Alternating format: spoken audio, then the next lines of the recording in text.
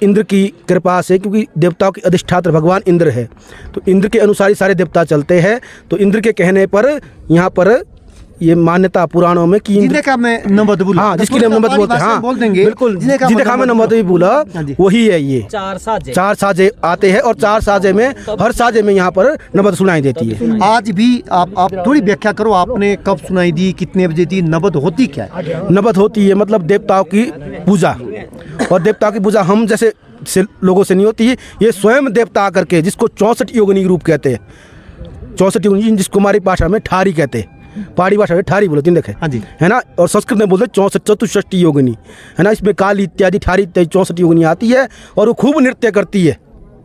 ये देखो यहाँ बना हुआ मंदिर माता का, अद्भुत। ये तो चमत्कार, और जो लोगों ने वो सुनी होगी वो भी कितने पुण्य के भागीदार बन गए। बिल्कुल, ये कहते हैं कि भाग्योदय न बहुजन्म समर्जिते है ना, सत्संगम चलबते पुरुषो यदा वही। भगवान भागवत कहता है कि जब इस प्रकार के सत्संग या श्रवण किसी भी प्रकार का, हमारे साम वेदा नाम अस्मि साम वेदो, भगवान बोलते हैं कि वेदों में मैं मुख्य वेद साम वेद हूँ। साम वेद। नमस्कार, हम लोग अभी पावन धरा है चांदपुर क्षेत्र है, ये पूरा का पूरा चांदपुरिया महाराज जिसको कहा जाता है, चंद्रेश्वर महाराज। बहुत पवित्र स्थल ये माना जाता है, चोटी पर स्थित है हमारे साथ। और यहाँ अभी यज्ञ की भी आहुति डाली गई थी और यहाँ पर यज्ञ भी यहाँ पर संपूर्ण हुआ है। इस बारी जो राष्ट्र पंचायत के ओजो खोश उनके हिस्से ये भंडारा था, अलग अलग पंचायतों की यहाँ पे जिम्मेवारी, क्योंकि कई पंचायतों का ये साझा यहाँ पर मंदिर हजारों की तादाद में। कल यहाँ लगभग 5000 लोग, ज़्यादा तो यहाँ जो यहाँ के पुजारी है स्थानीय लोग बताएंगे, जो हमारी बातचीत हुई स्थानीय लोगों से, लगभग 5000 लोगों ने कल रात को यहाँ जागरण किया और आज भी हजारों की तादाद में यहाँ पर लोग आए। और ये हम पहले भी कह रहे कि ये किसी पहलगाम से कम नहीं है, पर्यटन की दृष्टि से भी ये बहुत महत्वपूर्ण है। सुरमे वादिया है, सबसे पहले जो यहाँ के नंबरदार है राष्ट्र पंचायत के, राष्ट्र पूरे परगना है उसके ये नंबरदार, इनसे बातचीत करते हैं।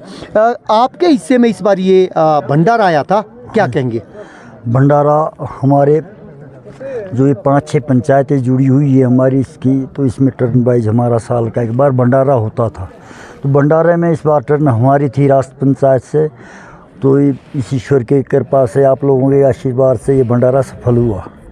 अच्छा, आप लोग के हवाले था इस बार ये भंडारा ना, ये हर साल होता है क्या? इसकी मान्यता क्या, थोड़ा आप ये बताओ। नहीं, इसकी मान्यता तो ये जब शुरुआत हुई तो हमारा राष्ट्र ओजोव का और गुपाऊ का इसमें फैसला हुआ, हमने किया कि कोई नया इतिहास भी बनना चाहिए इस चीज़ पे, तो हमने चांदपुर धार चोटी पे मंदिर बनाने का आयोजन किया। इस प्रबंध कमेटी से 3-4 पंचायतें और जुड़ के हमारा एक प्रबंध कमेटी बनी, जिसके अध्यक्ष पहले मेरा, फिर आज के नवी अध्यक्ष श्री जी सिंह प्रधान जी कोट से ये अध्यक्ष है। इस टाइम हम सलाहकार समिति के सदस्य हैं और हमारी तरफ से इस बार भंडारा हुआ, इसमें बड़ा योगदान रहा लोगों का। चारों पारों पंचायतों ने बड़े शांतिपूर्वक से इसको निभाया, शांतिपूर्ण तरीके से निभाया। तो हमारे साथ और भी हम आपके पास दोबारा से आएंगे हमारे साथ। आप भी नंबरदार जी, आप भी थोड़ा सा बताइए। यहाँ नहीं, तो यहाँ की क्या महत्व था? कोई बात नहीं, एडिट हो जाएगा। आप यहाँ महत्व था जब से शुरू हुआ ना यहाँ पर, एक इसकी एक प्रकृति की है कि अपने आप जो हमारे बोलते हैं नमत लगती है। हाँ जी,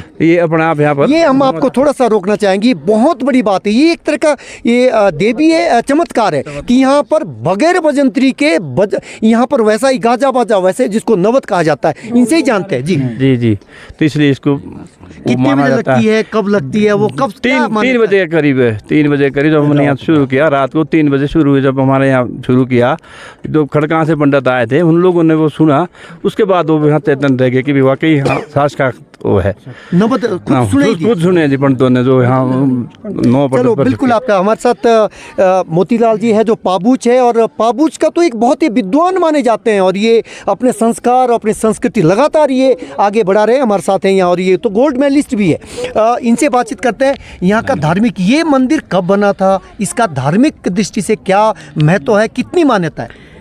सबसे पहले आपका बहुत बहुत धन्यवाद। ये मंदिर का कोई ऐसे इतिहास है नहीं, कहते हैं कि कई पीढ़ियों से लेकर ये मंदिर चला आ रहा है। और अभी प्रधान जी ने भी बताया कि इसमें स्वयं भगवान के द्वारा, किसने जो देखे सदा गाज बाजर, किसने जो देखे सदा भूप राजे, इंद्र जो देखे सदा गाज बाजे है। तो ये बहुत बड़ा पंक्ति है, लेकिन जो इंद्र है ये स्वयं यहाँ पर जो ढोल नगाड़ों की आवाज़ से, नारद देखियो मृगल नयना, नारद जी ने मृगल नयनों से और यहाँ तुम्बुरु की आवाज़ से वीणा का प्रदान किया हुआ है। मतलब इंद्र इत्यादि देवता जो भी है उन्होंने यहाँ पर भगवान की इंद्र की कृपा से, क्योंकि देवताओं के अधिष्ठात्र भगवान इंद्र है, तो इंद्र के अनुसार ही सारे देवता चलते हैं।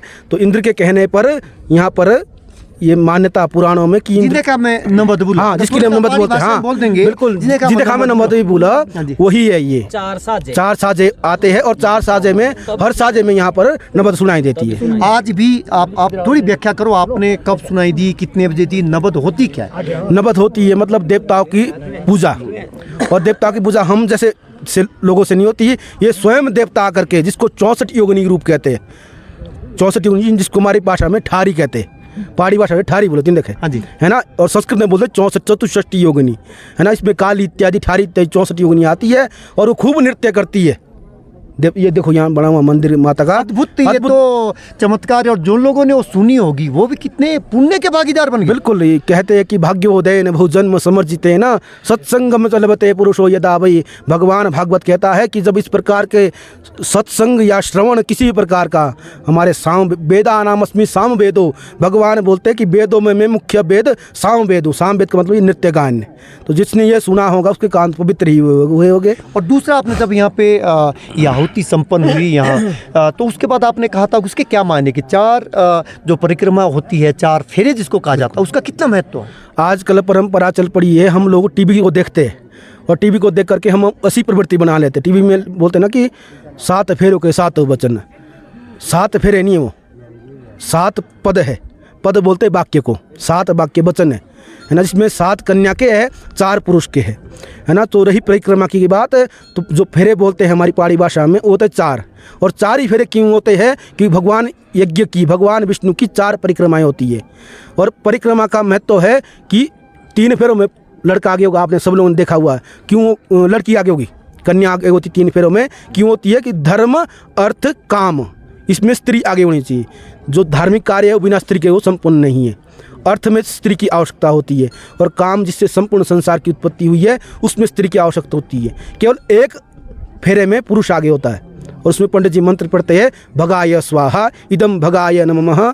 मतलब ये अंतिम जो मोक्ष है वो तभी हो सकता है पुरुष को भी और स्त्री को भी। पुरुष को या तो संन्यास लेना पड़ेगा तभी मोक्ष मुक्ति होगी उसकी, या फिर विवाह करना पड़ेगा तभी उसकी मुक्ति होगी। स्त्री को भी बिना विवाह से मुक्ति नहीं हो सकती। इसलिए अंतिम परिक्रमा में पुरुष आगे होता है, और बड़ा महत्व इसका। यानी यज्ञ संपन्न हो गया, यज्ञ संपन्न हो गया, पूर्णाहुति हो गई, भगवान की कृपा से, निर्विघ्नता से, आप सभी के सहयोग से, आप सभी की कृपा से यज्ञ की आहुति पूर्णाहुति हो गई। आपके पास भी आएंगे। हमारे साथ कमेटी के प्रधान हैं। यहाँ आप लोगों ने बहुत ही सफल आयोजन किया। बहुत मुश्किल है, सड़क यहाँ नहीं है, बिजली और पानी तो अब है, हालांकि जो साथ वाले हमने देखा वहाँ ना बिजली है ना पानी है, किस तरीके से यहाँ लोग रह रहे हैं, फिर भी आपने एक सफल आयोजन किया है। क्या कहना चाहेंगे? मैं सबसे पहले तो आपका धन्यवाद कहूँगा। यहाँ पर जो एक शुरुआत हुई वो ये हुई कि मतलब यहाँ पहले क्यारी वालों ने मंदिर बनाया था, वो भी नष्ट हो गया। फिर मेरे को सपना लगा कि भाई देखो हम अपने लिए कितना कर रहे हैं और यहाँ के लिए हम सोच नहीं रहे थोड़ा छोटा सा मंदिर लगाएंगे। तो मैंने पंडित को बुलाया, हीरा सिंह जी को, कि यार हमने ऐसी बात करनी है। बोला जी यहाँ कुछ नहीं होगा जब तक मतलब सारे परगिने के आदमी नहीं बोलेंगे। फिर हमारा था इनके साथ बर्ज राष्ट्र वाले के साथ, उस फैसला हुआ, हमने वहाँ बात उठाई कि जी ऐसी बात है। बोले यार इस उपलक्ष्य में फिर ये मंदिर भी लग जाएगा। फिर सबसे जैसे ये मीला पंचायत है, इनका बहुत बड़ा योगदान रहा। कूट पंचायत है, इसका बहुत बड़ा योगदान रहा। क्यारी पंचायत का योगदान रहा। अब तो कोटी उतरो भी मिल रही है, बम्बल भी जुड़ रही है इसमें। अब तो 6 पंचायत होगी हमारी। तो इस महाराज की ऐसी कृपा है कि जो मतलब हमने जैसे जब लॉकडाउन में हम गए ना चांदे उगाने, तो इतिहास की बात ये है कि मतलब उस टाइम हमने बहुत पैसा इकट्ठा किया, और लोगों ने ये लबरदार जी वहाँ के पार ये क्या बोलते थे बिंडला, तो एक बिंडला दिगुआ एक